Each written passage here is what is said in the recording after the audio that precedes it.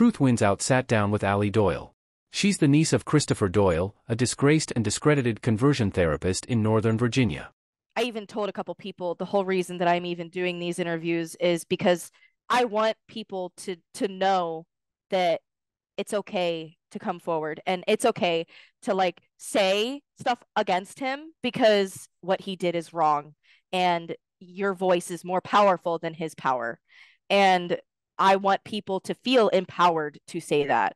We talked about Christopher Doyle's unprofessional behavior, family failures, and rank hypocrisy. This is part 2 of a 2-part interview series.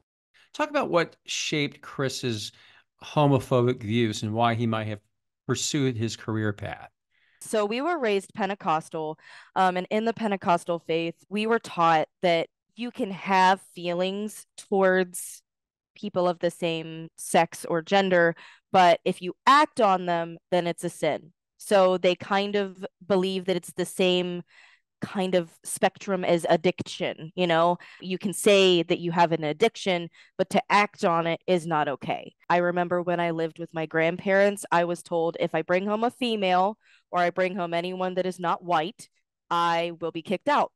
And that was a huge, scary thing for me. And anyone that wanted to date me had to talk to my grandparents first. And I remember growing up when Chris brought a girl home, she would pretty much get interrogated by my grandparents. It took a long time to really deconstruct that. And I don't think Chris has done that work. Chris did act on it, though, in college quite a bit, from what I understand. So what made him comfortable enough to do that, then go back in the closet? What do you think was behind that cycle?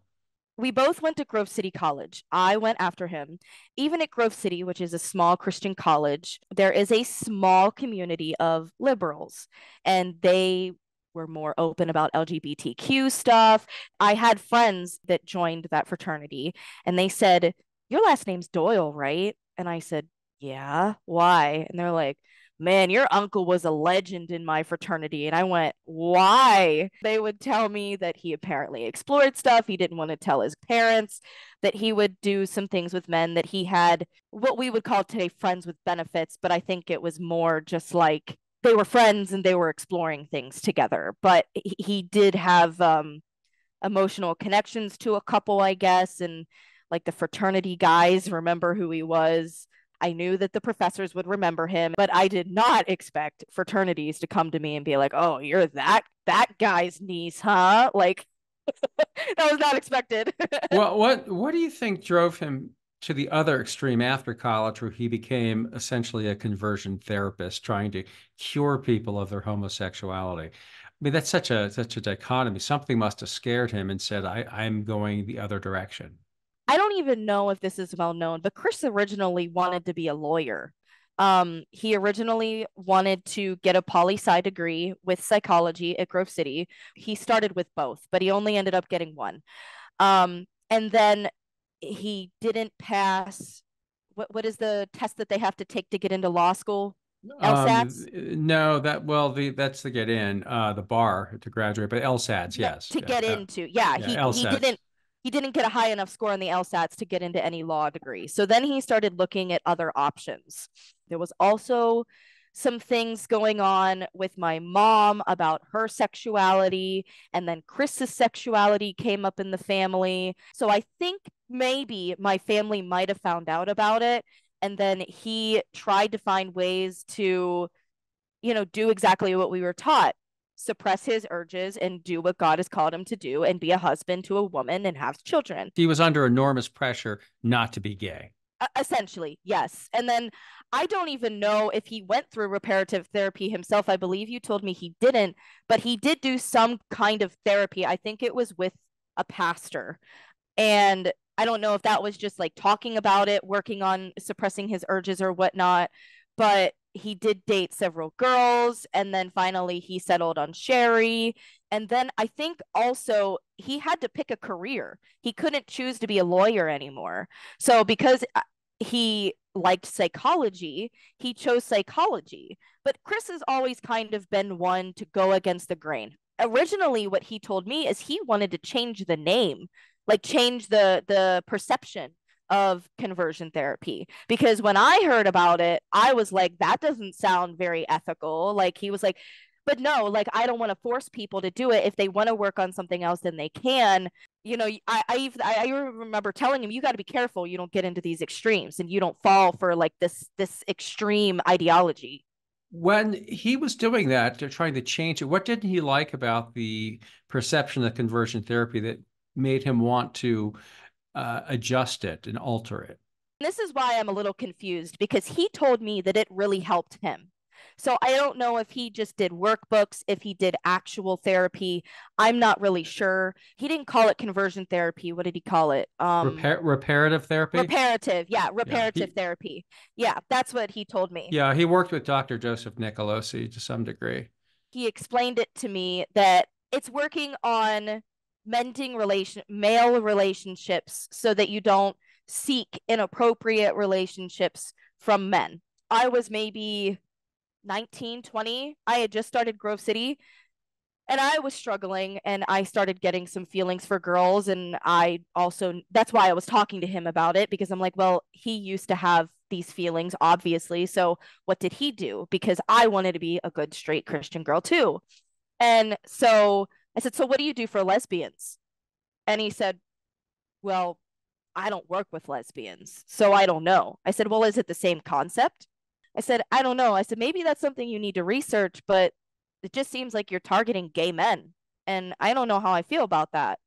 And he never gave me an answer.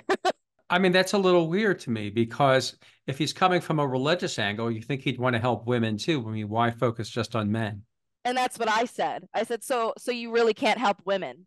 And he's like, no, most of my clients are men. If they are women, then we're working on other things like depression, anxiety, that kind of thing. Well, it's actually strange to me because the concept of reparative therapy for women is actually the same concept for men. You're supposed to make same-sex friendships that are non-sexual. Of course, those people often end up hooking up, so it doesn't work. But it's so he should have known that. That's very I don't know, troubling to me that he had no clue.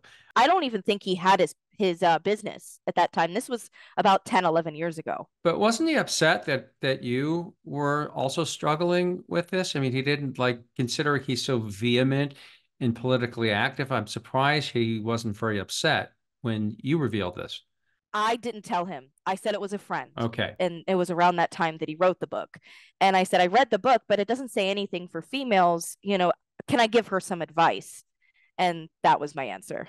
And I knew that if my grandma found out that I was struggling with my sexuality, then I would have no place to live. And when he finally found out about you, what was his reaction? I didn't actually tell him. I told Sherry. And then Sherry told him. But when he did find out, he then proceeded to tell my entire family that I was having sex with women, that I wasn't a virgin anymore. I knew at the time anything I told Sherry, Sherry would tell Chris. So I even told her it's fine if you tell Chris, just, tell Chris that I told you this in confidence because I was still trying to decide exactly how I felt. And he told my grandpa, he told my grandma, he told my uncle. I'm pretty sure he told my mom.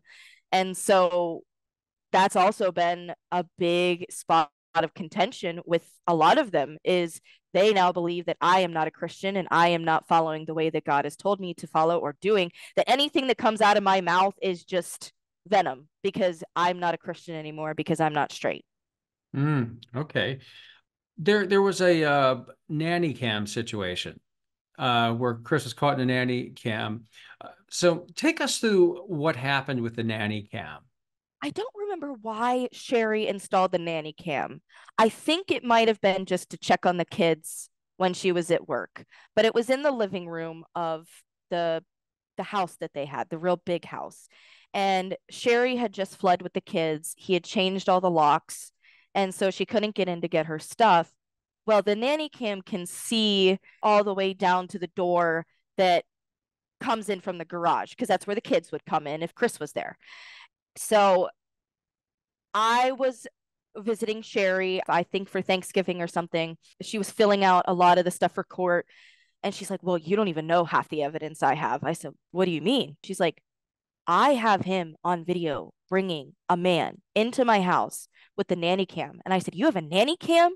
And she went, "Yeah." And I said, "No way." And so she showed me this video.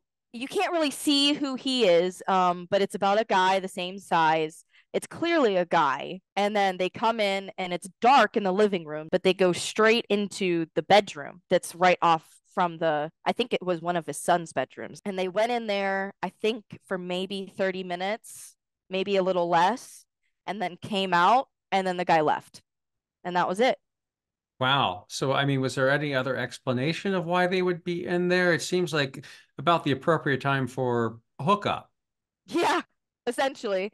I mean, if they weren't doing that, why wouldn't you just chill in the living room that's right by the kitchen counter where you can get like snacks out and drinks and stuff, you know? Like to me, that's a little weird. Was Sherry must have been alarmed by this. Flabbergasted is more of the term because he had told her for years, my feelings towards men are gone. I don't have these feelings anymore. I've talked to her and she said, I feel a lot of the abuse that he's put me through is because he's so angry that he can't express himself the way that he needs to. It's just because when he does lash out at her, it's like she wasn't Sherry. She was whatever he was angry at, whether himself or his parents for not letting him express themselves. It was just rage towards not being able to express. Wow. So it's interesting. I got another question. Well, let's go talk about the masseuse. What happened with the masseuse or masseuses? I believe there was only one. There might have been two, but I know before COVID, he was getting massages every other week, like expensive Vietnamese massages. Well, Sherry didn't know that this Vietnamese massage also did happy ending massages. And during COVID, obviously, all of those things kind of shut down. And she said she caught on the nanny cam after her and the kids left him having this long conversation. Of course, he wasn't smart enough. He never knew the nanny cam was there. I don't know how you didn't see it. But anyway, he had her on speakerphone so you could hear what she was saying too. And he was like, I really miss you. I wish I could see you in the hot tub right now. Tell me what you're wearing. What kind of panties are you wearing? Like really sexual stuff. And she had a very thick Vietnamese accent. So she knew that was where he had been going. And she said a lot of the abuse and a lot of the rage and a lot of the bad tension built up after the shutdown happened because he couldn't go get his massages anymore. She kind of like had a feeling that something was going on, but it wasn't until she caught that on nanny cam that she was like, I knew it. I knew he was cheating on me with somebody, whether paid or unpaid. She's like, but that's why he got so much more upset during the shutdown because he couldn't go see his little Vietnamese girlfriend. I'm not even blaming her. I mean, it's her job. I'm not going to shame her, but still. So he was relaxed. It was more than just his back, is what you're saying. Yeah, or legs or whatever you want to call it. So is there anything else you'd like to add or impart to Chris since the last interview? If I could impart anything to Chris, it would be I still pray for him a lot. It's not too late to right your wrongs. It's not too late to take accountability. It's not too late to express yourself. I know people that are in their 60s that are now coming out as gay. I know people that are coming out as transgender in their old age. Like it's never too late to express yourself and it's never too late to get help. It's never too late to make a change. He told me growing up, if you want to change yourself and you want to better the family, then you can't talk to Nan and Pap if they're not going to follow your boundaries.